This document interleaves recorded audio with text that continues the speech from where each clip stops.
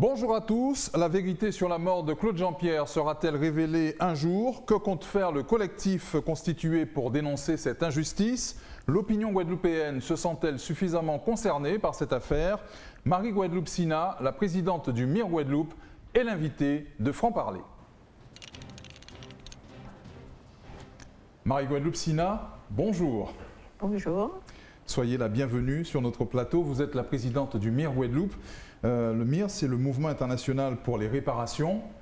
Vous avez fait de cette affaire Claude Jean-Pierre, avec d'autres, une cause guadeloupéenne. La justice doit l'entendre, ça? La justice doit l'entendre parce que ça fait des années que ce genre d'incident se fait dans notre pays et malheureusement, il n'y a jamais de suite. Les suites attendues par la famille et par le peuple guadeloupéen ne se voient jamais. Donc, il a fallu faire un collectif, un pour dénoncer l'atrocité, la barbarie dont est victime M. Jean-Pierre Claude, et dit Clodo, et tout simplement tout le peuple de Guadeloupe. Oui. Le MIR fait partie donc de ce collectif de soutien à la famille de Claude Jean-Pierre, décédé suite à ce contrôle de gendarmerie à Adéhé. Vous êtes dans votre rôle là, hein? Assuré pas peut-être. Alors notre rôle au sein du MIR, c'est toutes les réparations, ceux du passé et ceux du présent. Oui. Une information judiciaire a été ouverte dans ce dossier. Pour autant, vous n'avez pas confiance, visiblement? Comment avoir confiance dans un État qui colonise un pays et qui fait régner une justice qui leur est propre? Jamais à l'écoute du peuple de Guadeloupe, parce que nous avons eu par le passé un exemple criant. Nous avons Charles-Henri Salin, un jeune étudiant qui sortait de l'école et qui s'est fait tuer. On a prétendu qu'il était armé alors qu'il avait juste son sac sur son dos. Il sortait du cinéma. Jusqu'à aujourd'hui, quelle est la vérité? Celui qui a tué, qu'est-ce qu'il est devenu? Une fois de plus, il a été tout simplement décoré et parti dans son pays. Aujourd'hui, en ce qui concerne M. Clodo, qu'est-ce qui se passe? Les gendarmes qui sont responsables de sa mort circulent à Adéhé en toute impunité. Ils ne sont même pas levés de leurs fonctions en attendant une réponse au peuple guadeloupéen. C'est un mépris au niveau du peuple, mais c'est surtout un mépris au niveau de la famille qui est dans une douleur. Enfin, je ne sais même pas le mot qu'il faut dire après douleur. Il faut par conséquent faire pression et montrer que l'opinion guadeloupéenne ne peut pas tout accepter. Et elle ne doit surtout pas tout accepter. C'est pas simplement ne peut pas, elle ne doit surtout pas accepter de telles injustices ici, parce qu'aujourd'hui c'est Clodo, demain ça peut être moi, mon fils, la voisine d'à côté, ça peut être n'importe qui. Et si nous continuons à nous taire ou tout simplement à avoir peur de se manifester, ils vont prendre ça comme une véritable habitude, parce qu'ils ont commencé à s'habituer à faire ce genre de choses dans ce pays de Guadeloupe, et nous disons non, plus jamais. C'est une affaire politique?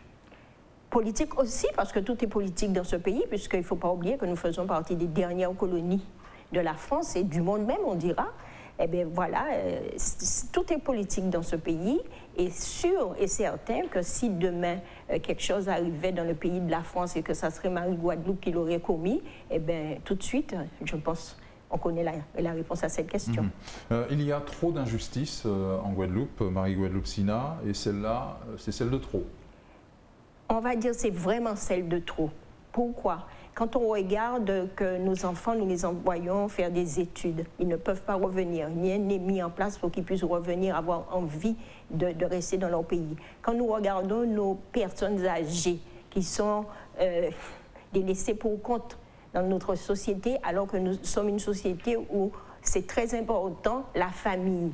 Quand on regarde le taux de chômage de personnes actives qui peuvent faire quelque chose, quand nous regardons nos jeunes au bord de la route, il y a trop d'injustice dans ce pays. Rien n'est pris vraiment en compte par rapport à cette population et ça ne peut pas continuer. Maintenant, on s'attaque à la population physiquement. Alors, nous avons plein d'exemples, ne serait-ce déjà qu'à Adéhé, toutes les histoires qu'on nous raconte qui se passent à Adéhé, c'est insultant. Il y a vraiment trop d'injustice. Et quel sens prendra l'engagement de votre collectif pour défendre cette cause dans les prochains jours? Le collectif est là pour demander la vérité. Certes, on veut une justice, assurée pas peut-être, mais le collectif ne fera pas tout seul. Le collectif a besoin de l'appui du peuple de Guadeloupe. Et le peuple de Guadeloupe, l'informer, c'est la priorité du collectif, et après, là, il sec. Oui. Une mobilisation prévue en fin de semaine, c'est bien ça? Alors oui, nous serons mobilisés sur Basse-Terre pour un meeting. Après, nous serons mobilisés sur Déhé à nouveau parce que le fait s'est passé à Déhé. Plus que jamais, il nous faut rappeler cela. Et donc, vous prévoyez des prises de parole comme ça, un petit peu partout. Il faut faire monter la mayonnaise. Nous n'essayons pas de faire monter de mayonnaise parce que, bon, en Guadeloupe, la mayonnaise, c'est peut-être pas l'image. Oui, mais ce que vous voulez. Mais simplement, ce qui est sûr, c'est qu'il faut dénoncer des choses qui se font dans ce pays de Guadeloupe et que souvent est passé sur silence. Quand nous avons un procureur qui arrive devant un plateau de radio et qui dit « Ah, mais les gendarmes n'ont rien fait », mais il est mort, c'était un grand-père, c'était un père, c'est un monsieur que les gens aimaient à Déhé, qui rendait service, qui allait jusqu'au Lamentin. Les gens nous parlent de ce monsieur au Lamentin à Pointe-à-Pitre. Donc cela montre bien qu'on n'est pas là pour faire monter aucune mayonnaise. On est là pour dire que la vérité doit être dite et les sanctions qui s'imposent à cette vérité doivent être appliquées.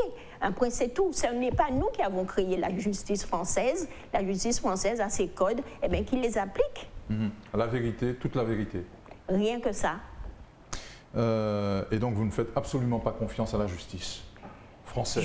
Jusqu'à aujourd'hui, il faudrait que la justice nous prouve leur véracité dans leurs mots, parce que nous voyons, comme on vous a dit, eh bien, nous avons les années 67 en Guadeloupe où on a tué 83 Guadeloupéens et pendant longtemps on nous a dit qu'il n'y avait que 3 morts. Et malgré le nombre annoncé, malgré la preuve apportée, un silence est fait sur ces morts. Nous avons eu l'affaire de Charles-Henri Salin que j'ai cité, nous avons le Didier Assor à Basse-Terre, pas Basse-Terre, à Trois-Rivières, qui prend 8 balles parce qu'on vient, enfin, ses parents ne pouvant pas le maîtriser, quelqu'un qui est malade demande appel au secours, eh bien, il est décédé. Jusqu'à aujourd'hui, 3 ans plus tard, il n'y a rien de dit. Et nous avons plein d'exemples comme ça dans ce pays de Guadeloupe et nous disons non.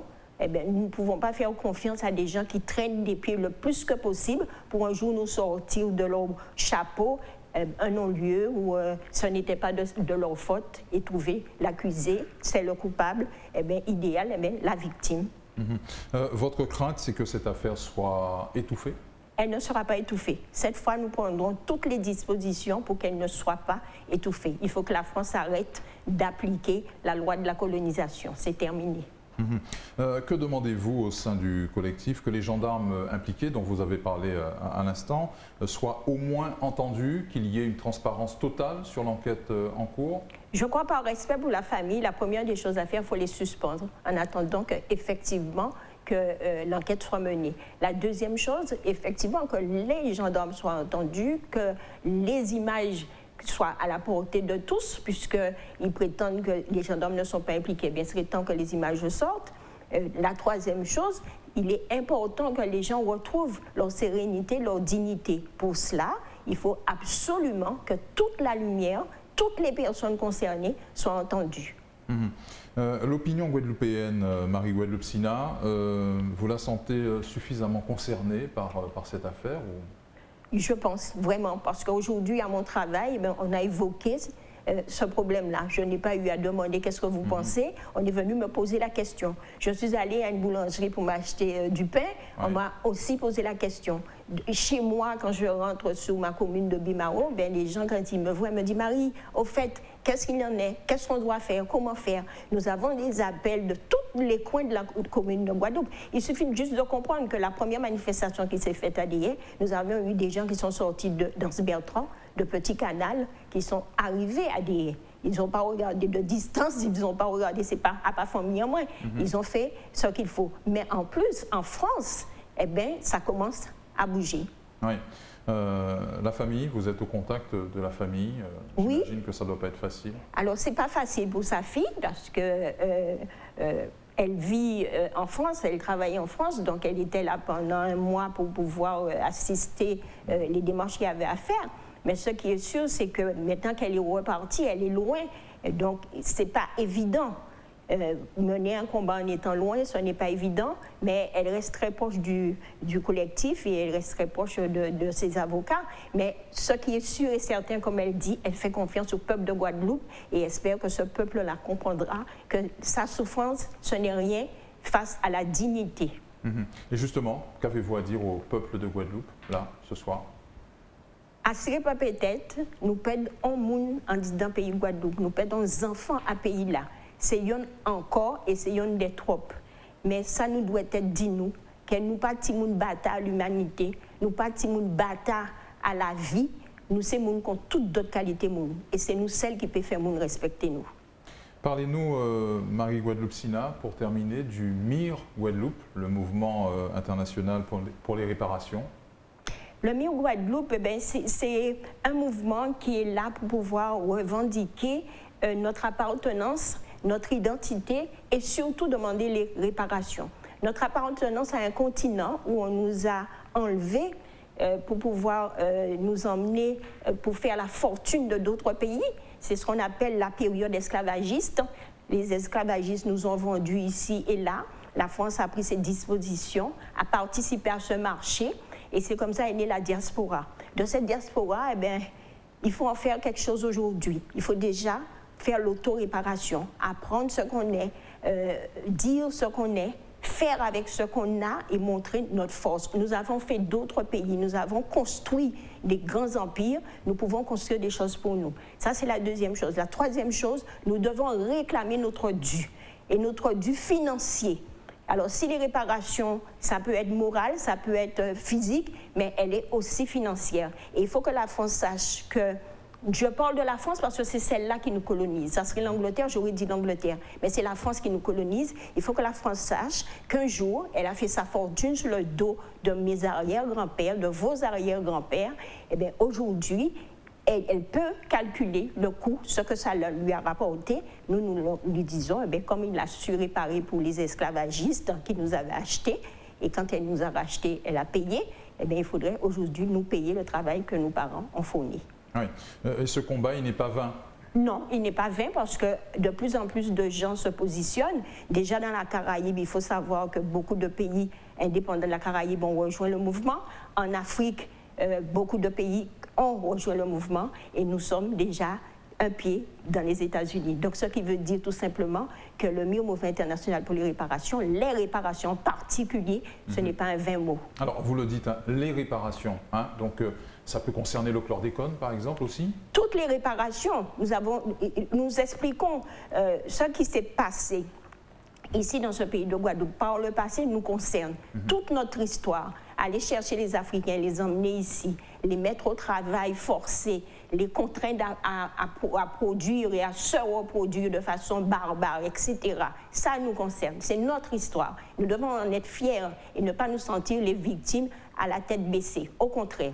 Mais ce qui se passe aujourd'hui dans le pays de Guadeloupe, notre souveraineté, l'empoisonnement de nos terres, le manque de travail pour nos jeunes, la non-possibilité d'apprendre une langue, ne serait-ce africaine, dans nos écoles, qu'on soit contraint à parler français, etc., c'est les faits d'aujourd'hui et ça nous concerne. Donc les réparations, c'est toutes les réparations. Nous savons que ça a eu un coût psychologique sur nous, si bien qu'on dit n'est pas bon, n'est que ceci, n'est que cela. C'est un travail psychologique. Tout ça, il faut mettre ça en place. Donc, toutes les réparations, sans exception. Merci Marie Guadeloupe Sina d'avoir été notre invitée dans cette émission Franc-Parler. Merci, avec plaisir. Merci à vous de nous avoir suivis. On se retrouve avec toujours autant de plaisir chaque soir sur votre chaîne locale Éclair TV pour une nouvelle émission Franc-Parler. J'y arrive.